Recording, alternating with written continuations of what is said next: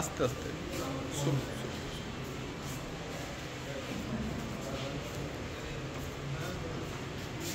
মাথা সোজা কর।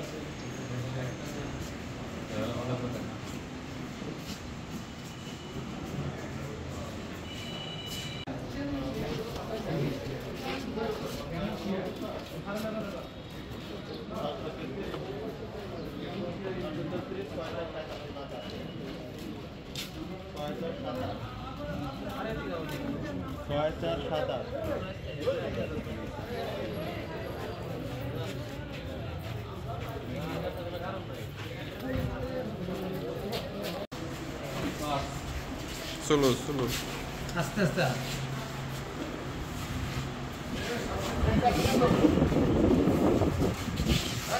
সরেন সরেন।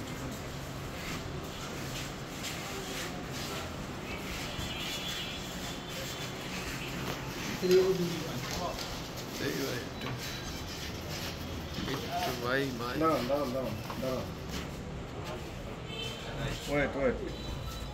একটু ওয়েট করেন, দাঁড়ান না।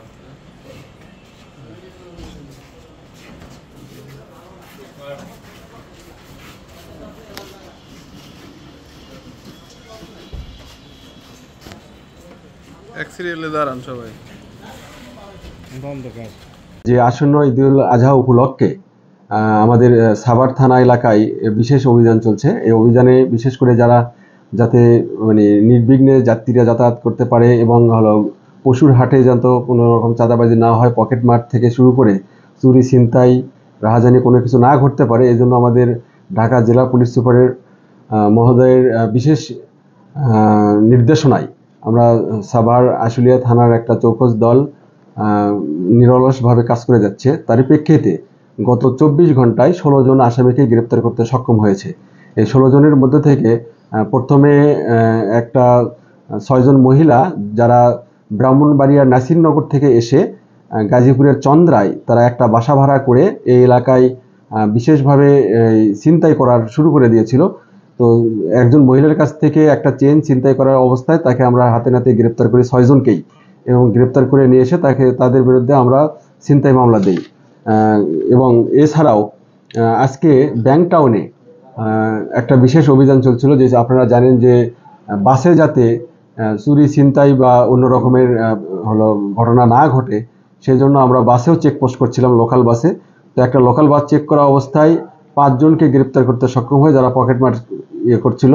তো এটা আমাদের এই 5 জনকে ধরে তাদের কাছ থেকে 12টি মোবাইল উদ্ধার করা হয় এবং তাদের কাছ থেকে দেশীয় অস্ত্র উদ্ধার করা হয় এবং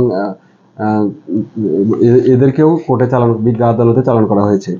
এছাড়া আপনারা জানেন যে গত 24 ঘন্টায় আমাদের আরও অন্য সফলতা রয়েছে। সেগুলোর মধ্যে একটা হলো অটোরিকশা উদ্ধার সহ একজন আসামি গ্রেপ্তার করা হয়েছে। এই অটোরিকশার একটা ঘটনা হলো, আকরাইন থেকে 3 জন যাত্রী একটা অটোরিকশায় উঠে সাভারের ল্যাবজনের কাছে এসে অস্ত্রের মুখে জিম্মি করে সেই অটো রিক্সা চালককে সরিয়ে দিয়ে তারা অটো রিক্সাটা ছিনিয়ে নিয়ে যায় গত 25 তারিখে। তো গতকাল আমরা এটা একজনকে গ্রেপ্তার করতে সক্ষম হই এবং অটো রিক্সাটাও আমরা উদ্ধার করতে সক্ষম হই। এছাড়াও আর একটা ঘটনা ঘটে গেছে গত 15 তারিখে সাভার নিউ মার্কেটের সামনে একটা বাস রাত 11টার সময় ওখানে পার্কিং করে রেখেছিল। এরপরে পরের দিন সকালে বাসের ড্রাইভার এসে দেখে যে সেই বাসটা আর ওখানে নাই। তো যখন এটা দেখে যে এরকম নাই, তখন আমাদের সাভার থানায় একটা অভিযোগ দায়ের করে। এবং অভিযোগের প্রেক্ষিতে বিভিন্ন জায়গায় অভিযান চালানো হয়। অভিযান চালিয়ে আজকে মির্জাপুর টাঙ্গাইল থেকে সেই বাসের খণ্ড খণ্ড অংশ আমরা উদ্ধার করি এবং একজন আসামিকেও গ্রেপ্তার করতে সক্ষম হই। এবং এর ফলে যদিও টুকরা টুকরা করেছে, এটার ক্ষেত্রে আমরা টেকনোলজি ইউজ করি। এর বাহিরেও আমরা বৈষম্য বিরোধী 3 জন আসামিকে গ্রেপ্তার করতে সক্ষম হয়েছি, যাদের বিরুদ্ধে কয়েকটি করে বৈষম্য বিরোধী মামলা রয়েছে। সুতরাং যাদেরকে গ্রেপ্তার করা হয়েছে বৈষম্য বিরোধী ছাড়াও, বিশেষ করে যে মহিলা যে 6 জন ছিনতাইকারী চক্র ছিল, এরা ঈদ উপলক্ষে এই এলাকাটা অস্থিতিশীল একটা অবস্থা তৈরি করত, যাতে করতে না পারে সেজন্য আমরা আগে থেকেই তাদেরকে গ্রেপ্তার করতে সক্ষম হয়েছি। প্রথম এসেই তারা একজন মহিলার কাছ থেকে জোর করে ছিনিয়ে নিচ্ছিল। সুতরাং এটা এবং পকেটমার তাদেরকেও যে বাস থেকে তো আমরা ধরতে পেরেছি। আমরা আশাবাদী যে এই অব্যাহত থাকবে এবং ভবিষ্যতেও এরা যাতে এই এলাকায় অস্থিতিশীল করতে না পারে এবং এই এলাকায় যেন শান্তি শৃঙ্খলা বজায় রাখে, এই জন্য আমরা সর্বাত্মক চেষ্টা অব্যাহত রাখবো। ধন্যবাদ সবাইকে।